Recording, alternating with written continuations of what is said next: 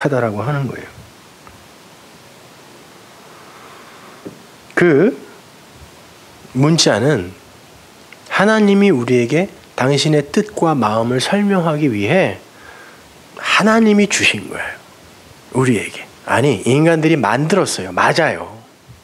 자기의 필요에 의해서 만들었는데 하나님이 그걸 사용하여, 도구로 사용하여 우리에게 당신의 마음을 담아 말씀, 율법이라는 걸로 주셨다니까요. 그런 의미에서 문자를 하나님이 우리에게 주셨다라고 하는 거예요. 원래 문자라는 게 처음 쓰인 곳이 BC 3000년경의 애굽이에요. 이집트.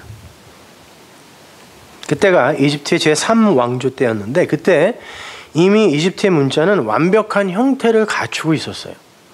보편적으로 그 백성들이 이렇게 통용하며 쓰인 문자는 아니에요. 대부분의 사람들이 글자를 몰랐던 때예요. 그때는요. 물론 그 전에도 문자 비슷한 것들이 있었고 동시대에도 수메르어나 아카디아어가 있기는 했어요. 그러나 그건 문자라기보다는 기호 혹은 표 정도에 불과한 쐐기 문자였어요. 이렇게 무슨 이렇게 체크 같은 그런 글자들 혹시 보셨죠? 그 쐐기 문자 이건 곧 없어졌어요.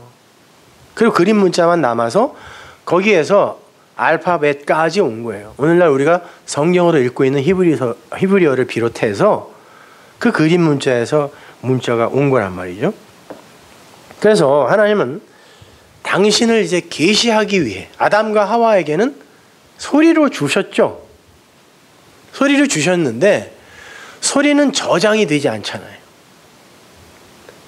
그래서 그거를 저장하여 전달할 수 없으니까 이제 그 소리를 저장하려면 소리를 그리면 되죠. 그걸 문자라 그래요. 그 하나님이 당신의 말씀, 당신의 마음, 당신의 뜻, 그 진리를, 그 언약을 저장하여 당신 백성들에게 전달해 주기 위해 하나님이 문자를 줘야 되는데 그때 당시에 하나님이 사용할 수 있는 그 문자, 그걸 갖고 있는 곳이 애굽밖에 없었다고요. 왜 하나님이 당신의 백성을 애굽으로 집어넣는지 아시겠죠? 말씀을 주기 위함이에요.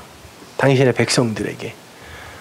그래서 아브라함도 그렇게 수시로 애굽으로 들어갔다 나왔다 하는 거예요.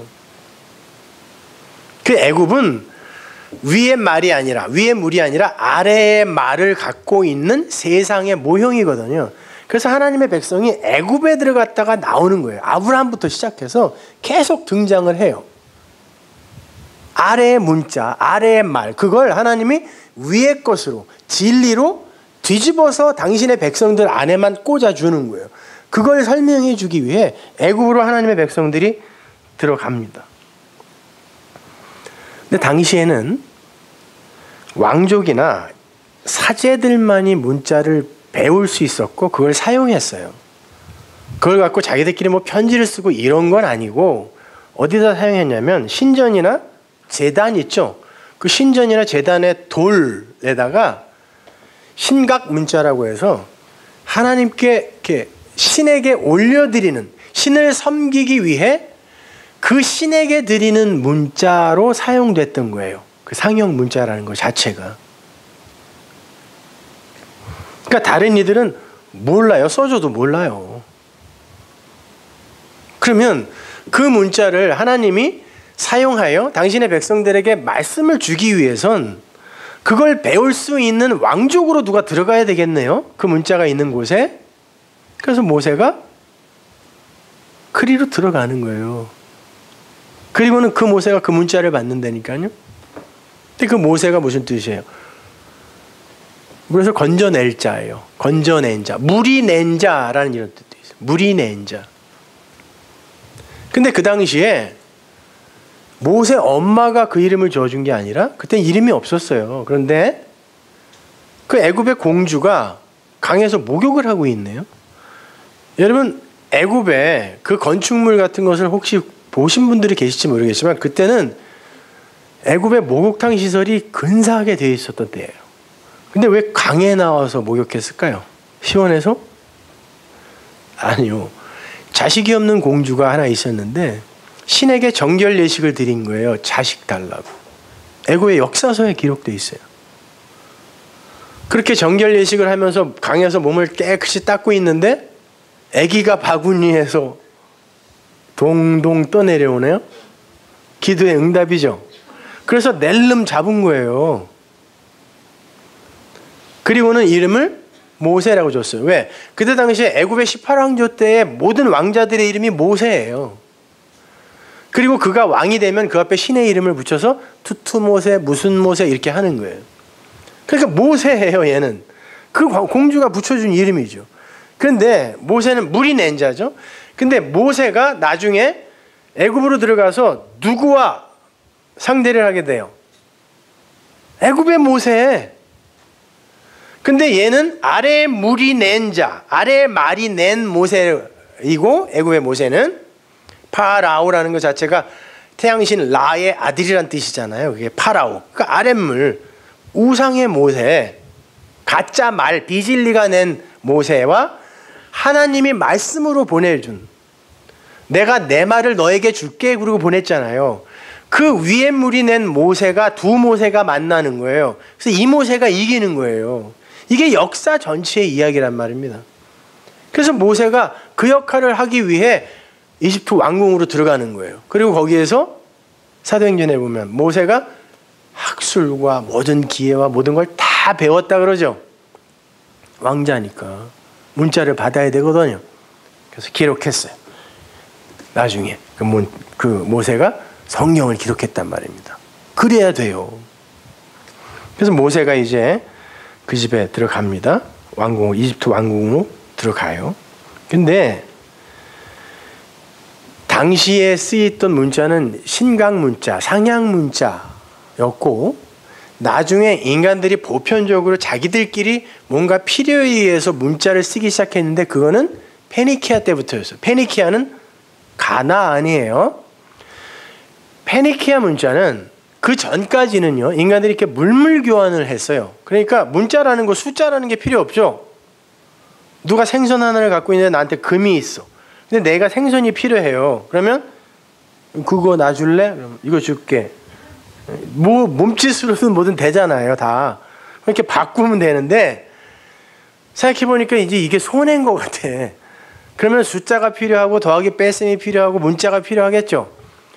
그래서 그때부터 사람들 사이에 통용되는 문자들이 쓰이기 시작했는데 그 페니키아 문자 그때부터요. 이것도 그 애굽의 그림 문자에서 흘러나온 것들이기 때문에 거기에서 그 고대 히브리어 아람어가 다 나오는 거니까 이렇게 합쳐져 가지고요. 다 똑같아요. 나중에 보면. 그래서 히브리어 사전 찾아보면 아람어랑 뭐 다 똑같아요, 그냥. 그러니까 그때부터는 사람들이 문자를 어떻게 썼냐면 내가 열심히 뭔가 노력을 해서 내 유익에 필요한 것을 얻어내는 데 쓴 게 문자였어요. 그러니까 하나님이 그 전에 이미 모세에게 광야에서 시내산에서 율법을 문자로 주셨는데 인간들이 어떻게 이 문자를 쓰냐면 내가 뭘 열심히 해서 나의 유익에 필요한 걸 얻어내는 이걸 장사한다 그러잖아요. 물물 교환이 아니라 그 화폐 무역을 위해서, 교역을 위해서 만든 게 문자니까 하나님의 말씀을 그렇게 쓰기 시작했다고요. 이게 율법주의예요. 내가 뭔가 내놓을 테니까 당신도 거기에 상응하는 뭐를 줘, 이거.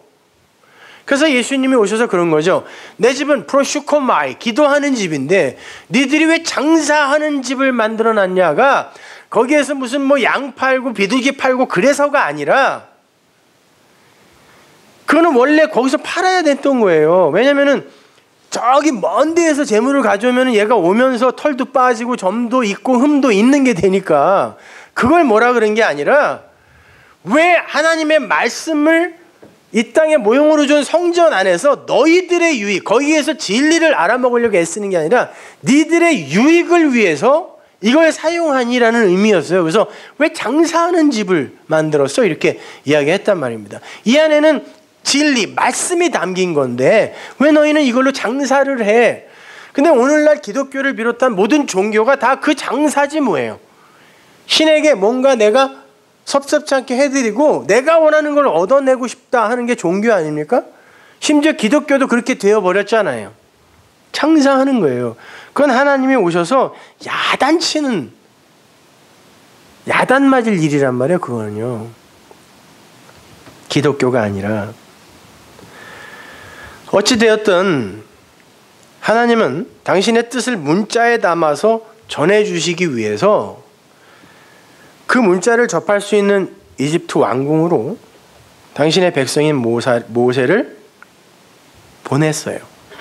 그리고는 이제 그 모세를 통하여 문자를 통해 당신의 말씀을 주세요. 물론 애굽의 그 그림 문자로 줬겠죠. 거기에서 나중에 이렇게 문자의 변형을 살펴보면 고대 히브리어나 그 그림 문자나 비슷해요. 나중에 상만 없어져요. 추상화라는 게 상을 없애고 내용만 어떻게 담아놓은 거. 응?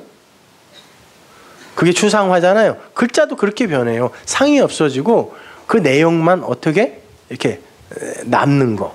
그렇게 되거든요. 하나님이 그렇게 모세에게 준단 말이에요. 그 문자로. 그리고는 그게 뭔지를 하나님이 가르쳐 주세요. 사실은 너희들이 이렇게 문자를 만들어서 이 뜻으로 쓰고 있지만 이거는 이렇게 써야 되는 거야. 여기에는 그런 내용이 있는 게 아니라 이런 내용이 있는 거야를 가르쳐 주신 거예요. 그게 이 세상이고 그게 율법이고 그게 성경이고 그래요. 나중에 보시면 아시겠지만 하나님은 그렇게 모세에게 당신의 말씀을 언약을 진리를 문자로 주시는데 어떤 방식으로 주냐면 당시에 이집트 사람들, 애굽 사람들은 왕족이나 제사장은 전부 사제의 역할을 했던 사람이니까 그 사람들이 그 문자를 갖고 무슨 의사소통을 한 게 아니라 성전이나 그 신전이나 제단의 돌에다가 이렇게 새겨서 신을 섬기는 행위로 사용했다 그랬잖아요. 하나님이 똑같이 그 모양 그대로 하나님이 돌에다가 써서 인간에게 주는 거예요. 무슨 얘기를 하는 걸까요? 자, 애굽 아랫물 너희들은 세상 너희들은 신을 섬기겠다고 나에게 너희들이 그 문자 법을 갖고 와서 나에게 올려주네. 진리는 그게 아니라 하나님인 내가 피조물인 너희를 사랑으로 섬기는 거야. 그게 하나님 나라야. 그게 진리야를 그 안에다가 함축시켜 그림으로 보여준 거예요. 그래서 똑같은 모양으로 확 뒤집어서 준 거예요.